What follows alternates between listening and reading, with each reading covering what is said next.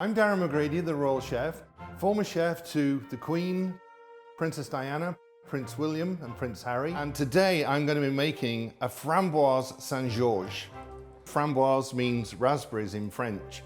And St. George because St. George is the patron saint of England. So I'm going to start doing the dish as we used to prepare it for the Order of the Garter at Windsor Castle. And for that, I'm trying to build a flag to start with. The flag is the flag of St. George, and you can see here that that is the red cross. King Edward III in 1348 started the Order of the Knight of the Garter. The Order of the Garter takes place the second Monday of June every year, and the Queen has 24 knights, and they have a procession from St. George's Chapel where they've done a service, and they go up the hill to Windsor Castle.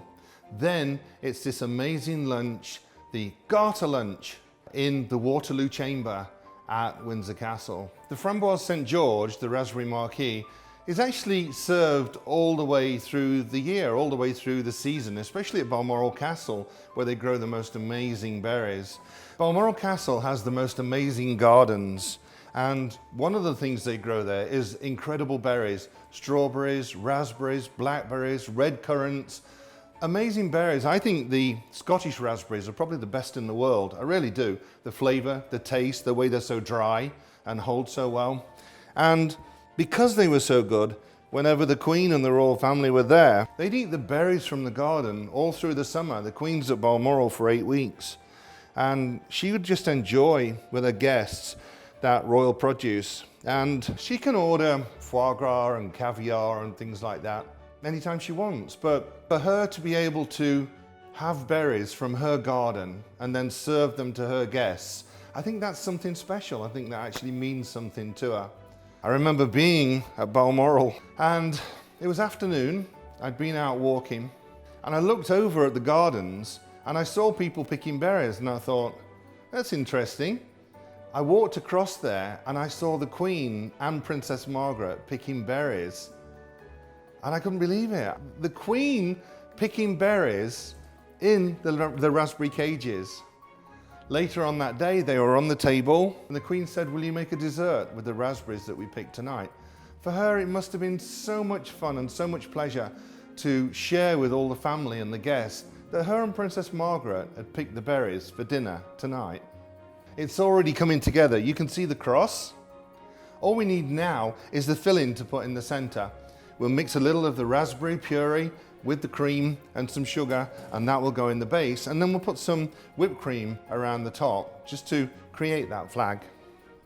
It wasn't just really the berries that, the Queen loved having at the table and sharing with family and friends. It was everything off the estate, really. The venison, the grouse, the partridge, the pheasant, or even the salmon from the River Dee. They were there for 8 weeks in Balmoral, and if they could eat the venison, if they could eat the salmon, if they could have all those berries, that was fine.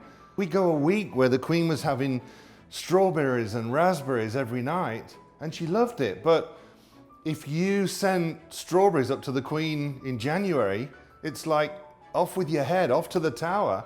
I don't want them out of season. When they're in season and they're gorgeous and they're beautiful and they're freshly picked at Balmoral, or whether it's the apples at Sandringham or the peaches at Windsor, that's what was important to the Queen. The Queen was really into sort of local produce, local foods, before it even became popular. Next, we're going to whip the cream so that we can fold in some of the raspberries.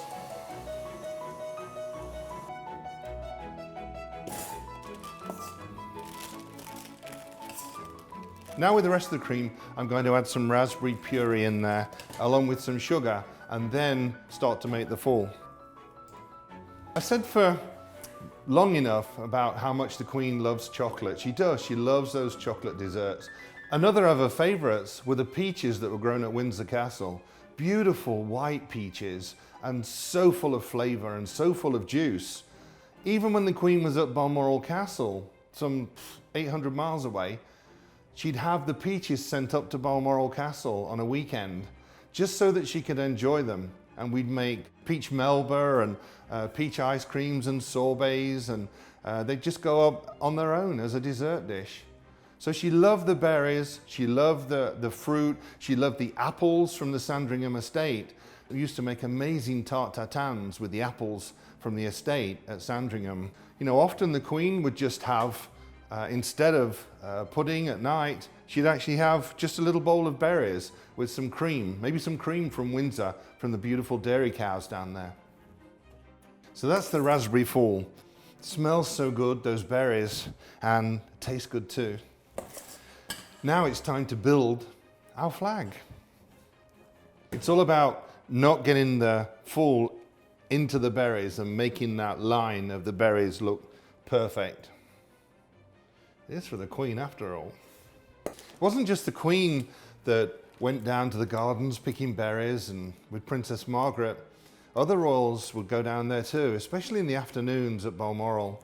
They'd been out shooting in the morning, and it was before afternoon tea, and they'd go out and enjoy the weather.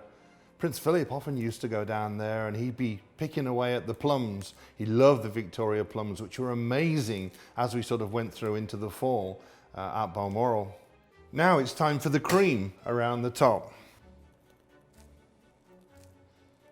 One time I was out walking in the afternoon with the chefs, and we saw Prince Philip picking the plums, and he got a huge basket of them. And I looked at one of the chefs and said, "We need to go back early. I can see we've got lots of jam to make." We used to make the most amazing plum jam, and then that would last all through the year. So it would be sent up to the Queen, whether it was at Sandringham, at Windsor, at Balmoral. We always had that Balmoral jam, whether it was the plums or the raspberries or the strawberries. It lasted through the year. That's our framboise St. George. It looks gorgeous, fit for the Queen, fit for the royal corgis even. I'm not sure that the corgis actually get to eat dessert. I know we used to chop the meat and the rabbit and everything else for them, but I don't think they got dessert. Those corgis, my gosh. I remember going for a walk along the side of the river, and I saw this lady walking towards me, and she got a load of dogs with her, and she got a headscarf on and a barber coat. And I looked again and I thought, oh my gosh, it's the Queen. As she got closer, the dogs saw me, 12 corgis, and they all started barking and then running towards me. And I just stopped and I thought, oh my gosh, I'm gonna get attacked by the corgis.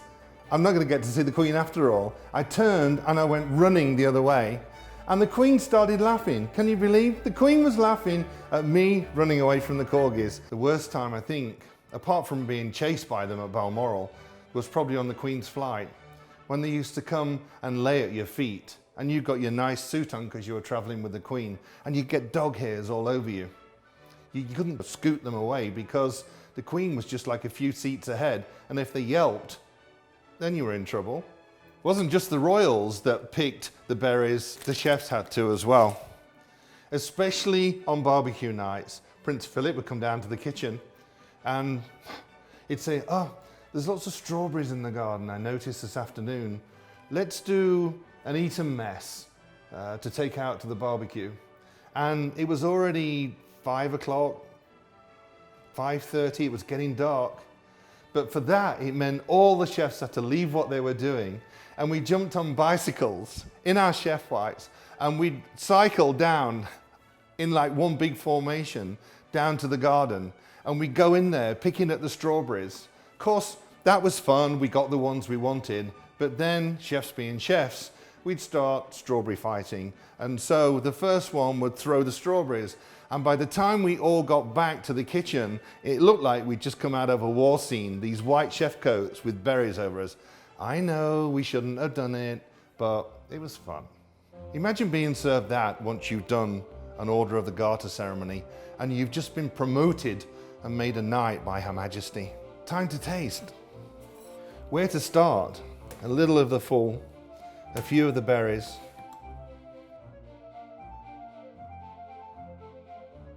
a little of the whipped cream on there as well.